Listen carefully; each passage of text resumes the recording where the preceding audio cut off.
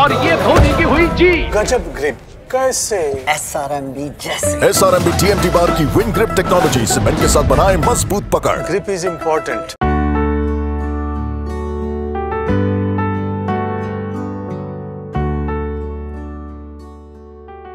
ISL এর মাঝে কোচের পদ থেকে দায়িত্ব ছেড়েছেন কার্লেস কোয়াদ্রাত।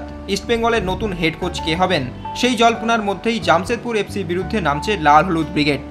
দাগ আউটে সেই কোচের দায়িত্বে বসতে চলেছেন বিনো জর্জ। তবে কোয়াদ্রাতের জায়গায় কে, উঠে আসছে বেশ কিছু নাম।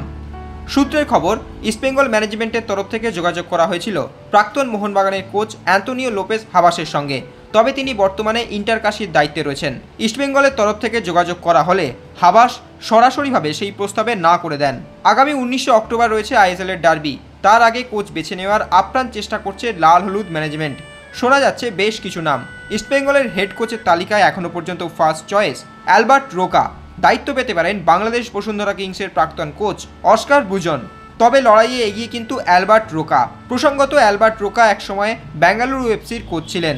সুপার কাপ, ফেডারেশন কাপ জয়ী একজন কোচ তিনি। ফলে ভারতীয় ফুটবল সম্পর্কে বেশ ভালোই ধারণা রয়েছে তার। অন্যদিকে অস্কার বুজনেরও ভারতে কোচিং করানোর অভিজ্ঞতা রয়েছে। একটা সময় sporting club D Goa, Mumbai FC, এমনকি আইএসএল এর ক্লাব মুম্বাই সিটি এফসি দলেও ছিলেন তিনি।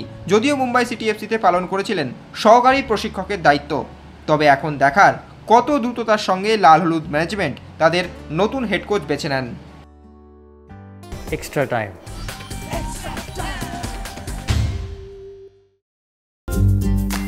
লেটেস্ট নিউজ আর এক্সক্লুসিভ ভিডিওর সঙ্গে আপডেট থাকতে এখনই সাবস্ক্রাইব করুন আমাদের ইউটিউব চ্যানেল। বেল আইকনে ক্লিক করতে ভুলবেন না যেন।